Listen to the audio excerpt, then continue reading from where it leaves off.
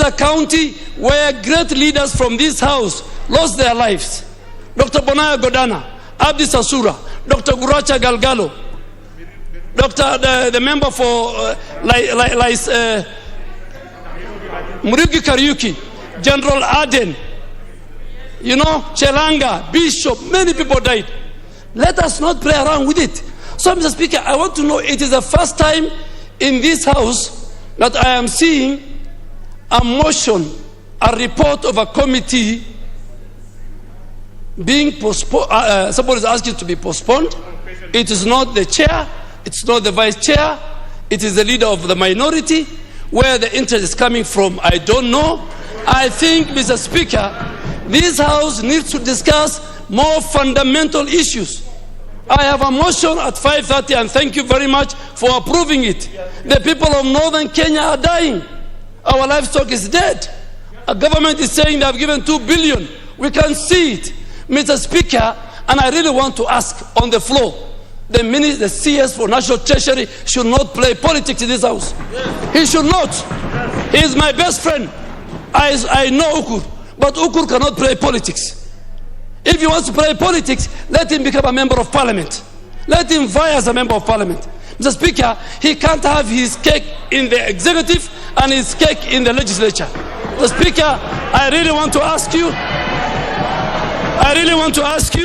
Mr. Speaker, your wisdom, we save time, we put the question, if there is a division, people vote.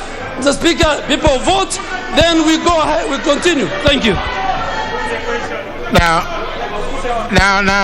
honourable members. No, I want to give a member of the committee a chance to say something, and that is the Honourable Kaluma. But be brief. Let's go to the issues raised by the Honourable Mbandi. Yes, I thank you, Honourable Speaker. Honourable Speaker, I did not have opportunity to speak to the report because I was away on Thursday on other business of Parliament. But Honourable Speaker, I request we target the constitutional issue raised. Honourable Speaker, note the merits of the report.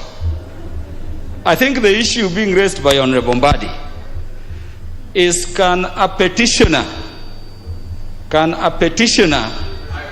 before Parliament sit when Parliament makes a report making recommendations and proceed only not to move to amend the report but the recommendations. And Mr. Speaker, this is important because it is not a matter that will just affect this matter, but this is a House of President. What we do today will affect other matters. Mr. Speaker, relevant to this matter, when this particular petition was remitted to the committee visited Masabit. And Mr. Speaker, among the people the committee met was the petitioner, Honorable Dido Raso, Honorable Chachu Ganya. There was Honorable Arbele, who was a member of the committee. And we told them, we will meet you. After we meet you, leave us to meet the people. So that, number one, Mr. Speaker, I'm confirming the petitioner, having been a petitioner, was also heard by the committee with the facilitation of this Parliament. Mr. Speaker, to allow that petitioner to be seen in public suggesting amendments to the report, to me will make the other people we listened to question whether he had a privileged position above them. And to me it bothers me. But number two, Honorable Speaker, in law we have two principles which undergird the idea of natural justice. One is that you shall not be condemned unheard. But the other is what is captured in the Latin phrase called Nemo Judae, in re causa sua. No man shall be a judge in his own cause. Mr. Speaker, if we allow a petitioner to propose amendments to a report, which is like a judgment by a committee of the House brought to the House for ratification, it is the perfect case, Honorable Speaker, of allowing a person to write his own judgment. And I would be worried we would not be just afoul the law on natural justice, but we would have set a very dangerous precedent for Parliament. And so, without going to the report, I would have been very happy if the recommendations and amendments that were moved by Honorable Dido Raso were moved by even any other party, not a party to the report. In the manner it is, Honorable Speaker, my view is not just that we differ, but my view is that those matters having been moved by the petitioner, and because the appearance that is writing his own judgment cannot be avoided to any reasonable person, number one, they be nullified and annulled out of that report. They be annulled by the Speaker, because the Speaker allowed this. The Speaker, they are null and void and law for breach of the Nemo Jude rule. So my request is that you direct that those amendments, to the extent that they were brought by the petitioner, whether or not the House ratified them, they are null and void, and you pronounce them nullified. That can give the opportunity, Honorable Speaker, if you can exercise your discretion in fairness to Honorable Raso and the members who sat. It can then be deferred. So if they still want to pursue them through another member, let the member bring them, but not him. And I'm saying this just for constitutionality and precedence. Honorable Speaker, I urge that we approach it that way. It would be a dangerous precedent.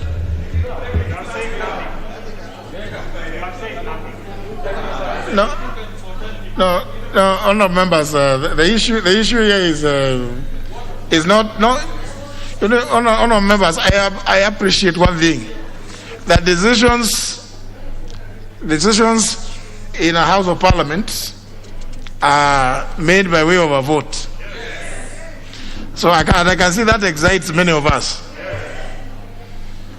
You've had me in the past express my views about the provisions in the Parliamentary Powers and Privileges Act, where I have suggested and proposed that indeed the Speaker be removed from being the chair of that committee of powers and privileges. So now what is this one doing? Now some members have become hawkers on the floor.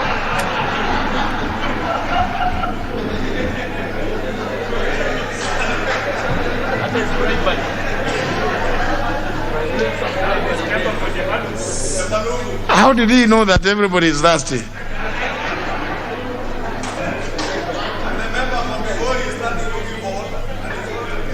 So honour members, it's for that reason that I'm saying that this matter is not light. The issues that particularly have been articulated by Honourable Kaluma are not light issues. So even as much as it's a question of a vote, and like I said last week, I know usually there are very few members on Thursday afternoons, but on Tuesdays there are very many, and they are always ready to vote. What they vote for is completely. So I'm assuming the Honourable Pukosa says that they have been briefed.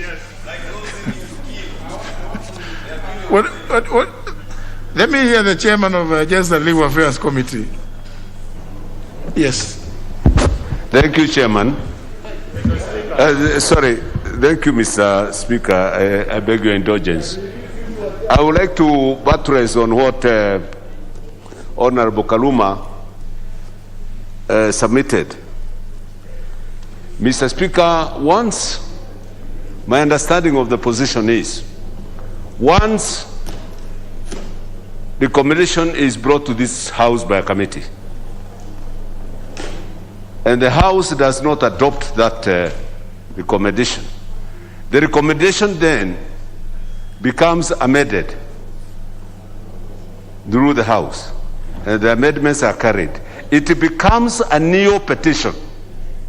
That's my submission. It loses the original format. When it loses the original format, it becomes something new. It becomes a new petition. So in my view, the petition should be taken back for reconsideration by the committee that recommended the original report, to consider the whole petition inclusive of the amendments, because the format of the original petition is changed. What you have now, it is the House trying to build a new petition. Thank you.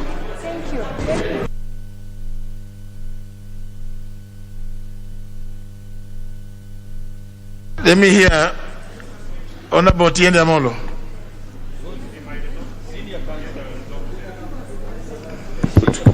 Mr. Speaker, I want to lend my voice to the issue that is raised by Honorable John Mbadi, as amplified by Honorable Peter Kaluma. Mr. Speaker, I think it is an acute issue of conflict of interest.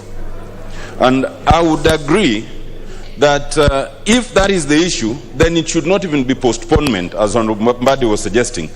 It should be an issue, Mr. Speaker, in which you rule that a member who presents a petition by way of a public petition can then not come and amend that public petition. By definition, that becomes conflict of interest. But, Mr. Speaker, I have seen that there is more.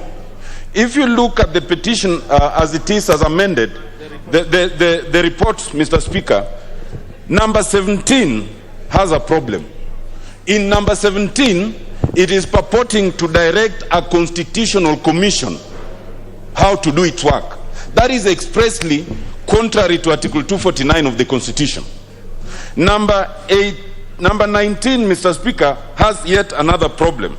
It purports to give direction to a cabinet secretary on how to deal with refugees, contrary to the Refugees Act. The Refugees Act is very clear in terms of how to deal with refugees, who is a refugee, the refugee commissioner, but now this one is bringing in the cabinet secretary. Number 20 is again another illegality. A commission of inquiry, there's an express way in Section 3 of the Commission of Inquiries Act how a commission of inquiry is to be established. Now, this report purports to go contrary to the express provisions of Section 3 of that Act. So, Mr. Speaker, I think the problem here is that we would be committing an unconstitutionality and an illegality. And it's not just a matter of voting. We cannot vote on what is illegal. So, Mr. Speaker, I would suggest that you give an express ruling on this and defy, and so that we cannot even defy it. It is illegal. Thank you, Mr. Speaker. Yes. Very good. Yeah, now I'll hear.